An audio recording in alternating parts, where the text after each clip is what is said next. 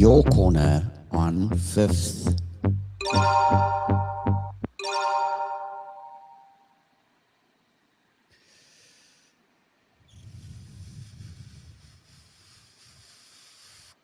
Good morning, Lydia. You were quite out of breath by the time you got to the microphone this morning. So, were you jogging around the block? I had to push it a bit. Yep. I know what I need to do for routine. So if you miss something, Okay. very easy to So, slide back. the lungs had to work overtime. Extra. And I'm stiff because I'm so unfit. So now I'm feeling it today. Oh, shame, man. Okay. Well, let's get right onto it because we're talking about, this idea of fractal evaluation of where people are at, using the idea that all of us are postured at different points in our thinking, in our way we relate. And we are on number 50 now, and we are not being exhaustive. We are barely scratching the surface of these areas because we highlight these areas so that the audience can become aware of or sensitive to where others are at. You're not here putting somebody under the microscope and analyzing them to death, because the moment you dissect a frog to study it, you kill it. So it's not the same for people. We can only work with what comes at us from them, what we see and what we perceive.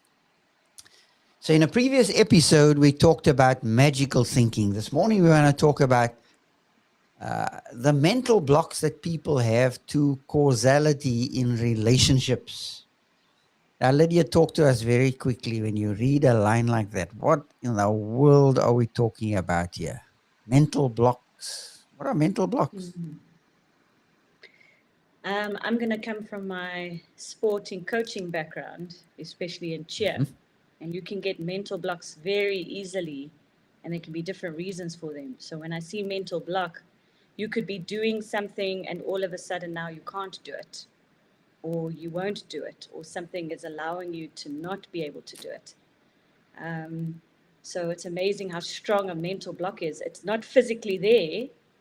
It's something that is happening in your brain. I haven't gone into the science of it, but it's something that could be psychological that causes you to have some kind of fear or phobia or inability to respond appropriately. So that's what I'm seeing. Good. When I see that, this is a big deal. I mean, I'll use most people might know about this in terms of the Olympic athlete who was the gymnast. Her name Biles, Simone Biles, and she Mm-hmm. couldn't continue her Olympic journey while she was competing because she had a mental block.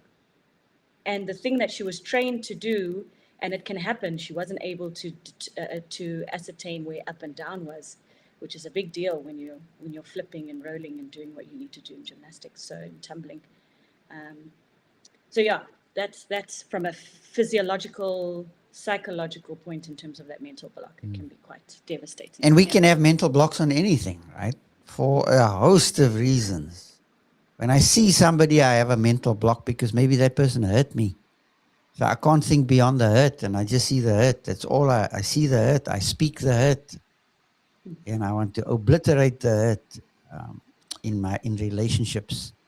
And then the idea of causality, and I think you've touched on it, is a connection.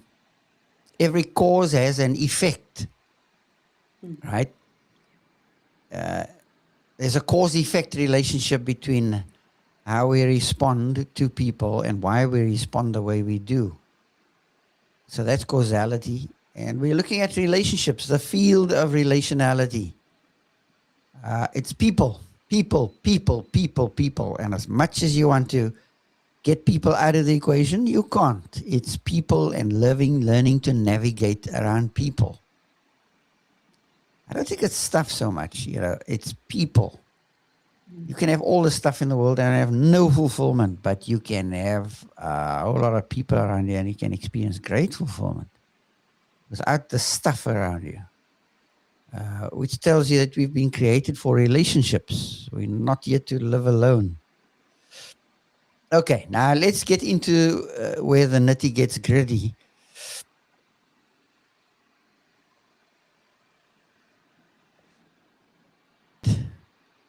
Right inside of our relationship. So we had a little blip there, but we'll keep going. Right inside of our relationships, in our marriages. Uh, what do you think in a marriage, for example, can cause a mental block? Sure, what can cause a mental block? I think it's something that can be, you're either bringing it into that relationship. So you mentioned it earlier in terms of, oh, well, actually, you didn't mention it. It could be something that was modeled to you as a poor example, a toxic situation in terms of not being able to communicate well to someone else. And then that goes into the marriage and that becomes the mental block because now you don't know how to communicate well and in a healthy space. And especially in marriages, it's going to highlight what's not there a lot of the time Yep. compared to Marriage also is what like a is there. magnifying glass, isn't it? Yeah, yeah. What was a little problem when you were dating and courting, now you're married. Now all of a sudden that minuscule thing becomes the elephant in the room. And we like addressing the elephants in the room, right? Yeah, we'll do anything else but. And I Oh, it's think also on the other amazing. side, it's not even taking in, it can be something that could happen. It could start out small, you know, and you end up turning, as the expression goes, what's it, a molehill into a mountain, Yep. and it progresses and resentment can set in. And then it becomes, now there's something now. They're stumbling over it. You both are stumbling into it. So yeah, sure. It So we can can get bring it very into our relationships, serious. or we could create it right inside of the relationship because we're not being astute. Like how often don't our partners say, "Did you hear what I said? Did you hear what I just said? What did you say?" It's like, you didn't listen. Yeah, there we go. Never listen to me. Those descriptors we use. You're always doing this. Always. We always overstating. Always. And never. And say, I don't appreciate it when you don't listen to me. Oh, okay. I'm sorry. Can you please repeat that? I was distracted and there we go. But so often it's like, what did you say? Are you talking? Are you mumbling or are you chewing a brick? Please don't say that. That is very harsh. Are you talking to me or are you chewing a brick? I feel like I say that to Isla now because she likes to sometimes. And I'm like, I can't hear you. You need to speak. No, but you do it very. Speak At least for the clearly. most times I've heard you. You do it quite gently. Are you talking to me? I can't hear you. It's like now, of course, when they're angry, then they don't even hear that because then they shout louder. I said, okay, now that's what I said. I can't hear you. I just go on my merry way. Well, there's other times you just have to deal with it right there. Um, so mental blocks can rise for a whole host of reasons, right? I bring it in or I create it inside of a relationship. And whenever it comes up, the lights go out, right? I absent myself from the room because there's an elephant in the room and there's no space for me. But it's There's a amazing if disengagement, right? Yeah. you disengage, yeah, and relationally you disengage. And sometimes that disengagement can last. It seems like an eternity, and it may just be a day or two, or maybe a couple of hours, or maybe a minute, but it's amazing how that disengaging really causes us to go off, right? It's very awkward. Again, we laugh about it because there's an elephant in the room, but we need to go at the elephant. How do you eat an elephant? One bite at a time, right? Um, and sometimes And we this is where normally have difficult this. conversations come in, I think, because this can That's become, it. you need to address it. It's there. And that could also be circumstantial. Like something could happen in life that lands in your lap, and now you must deal with it as a couple, as a family. So, And what could be helpful is waiting for a cue. Now you say, "Well, I'm waiting for a cue. I've been waiting for a cue for 2 years." Now, that's not funny. right? But sometimes it will take that. Sometimes it could take that. I'm wondering if sometimes it could take almost a lifetime before that elephant in the room gets addressed. And then, of course, there are consequences when you don't address the elephant in the room. What would you think are some of the consequences? Well, you said estrangement is one, distance is another. What else? Yeah, it becomes I think it puts strain on the element in terms of love, because how you start to speak, how you start to think, um, it spirals very quickly. And even Oh, though I it may like be a that. long period of time, it doesn't get better. It definitely doesn't get better on its own. Yeah. It probably, I would say it this way. I would think it takes a great grace if it goes over a long period. Because some issues in life take very long to come to the surface. I think of particular family issues. Marital issues are a lot more dangerous, I think, because they don't get dealt with. They just blow the relationship apart, right? But family issues, broader family outside of marriage, they can just go on for years. You have one of the siblings who think they're God's gift to the family, and that's the matriarch or the patriarch. And they are both equally difficult characters to relate to, because of their low relationality. Maybe their relational skills are low. But I think what is particularly tough is that family stuff that just doesn't get resolved. It just goes and goes and goes. And then it know what it takes. It takes a death in the family. Now think of that. It takes a death in the family or a crisis of monstrous proportions that all of a sudden, whoops, now we're confronted with it because we didn't And want to deal sometimes with it. that Mhm. doesn't always, yes, it puts it kind of frontal, isn't it? It kind of, Yep. Yep. it can catch you off guard, and yet sometimes it doesn't also still, I want to say is enough, but it can even become even more overwhelming. You're seeing it there, and it's still like a mental block. That's how strong a mental block can be, that you still can't, Yep. address Get it. across Or, it. Yeah, that's why it takes wisdom skills. And we're going to talk in episodes to come, a couple of episodes away, um, about relationships take great wisdom skill. And there are times you have to wait for a cue. Other times you have to confront, right? Wait for a cue or confront. I think those are the two options.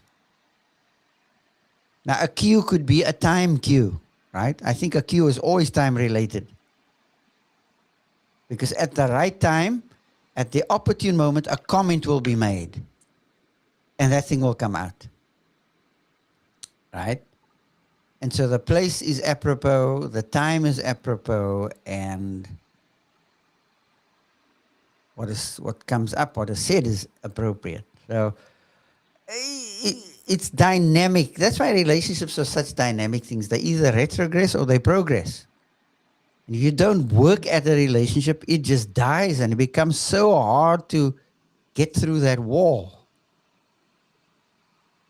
We've been joking about, a cousin of mine has been joking about a lot of the guys in the police. They are so overweight.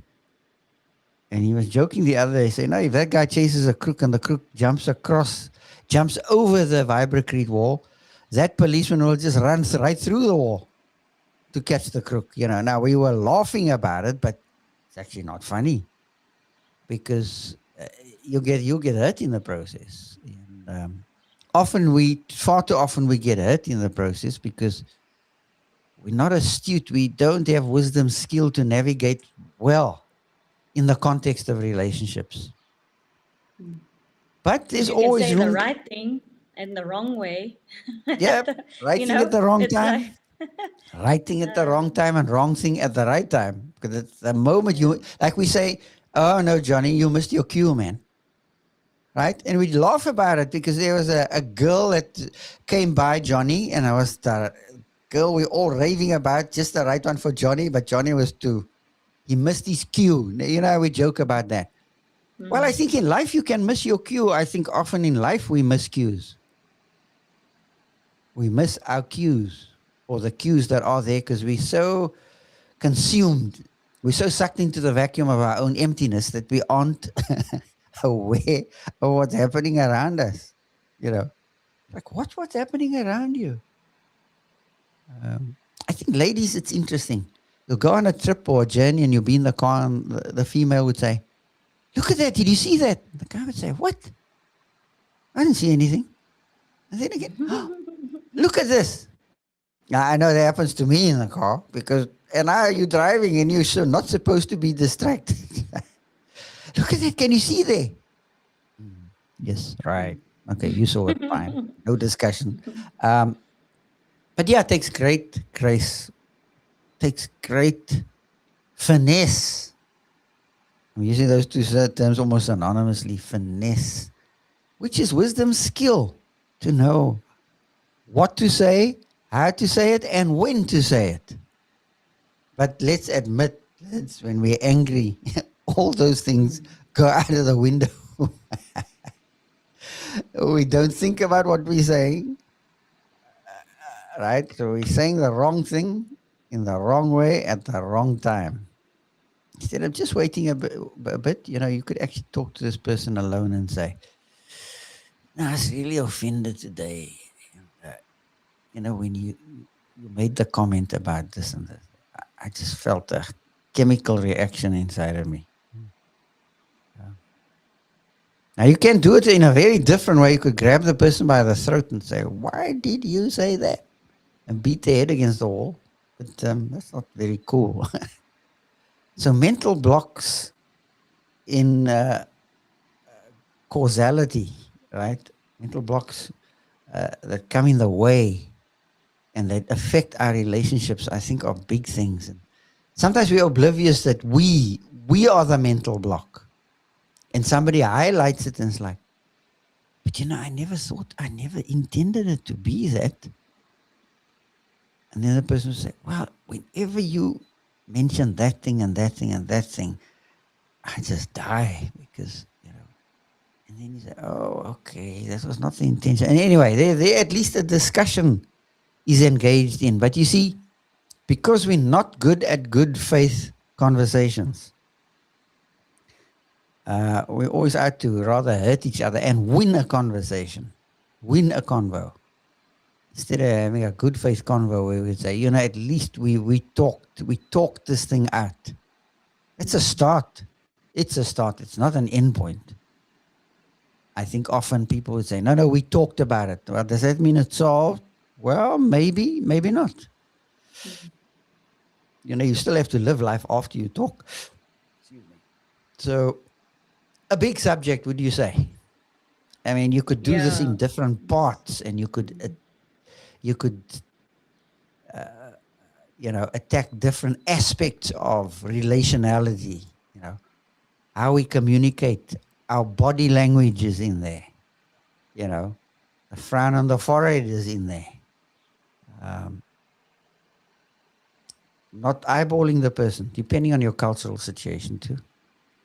Some cultures, you know, if you're a younger person, you don't eyeball an adult. You just study their shoes, you know. So this Isn't cultural... it amazing though?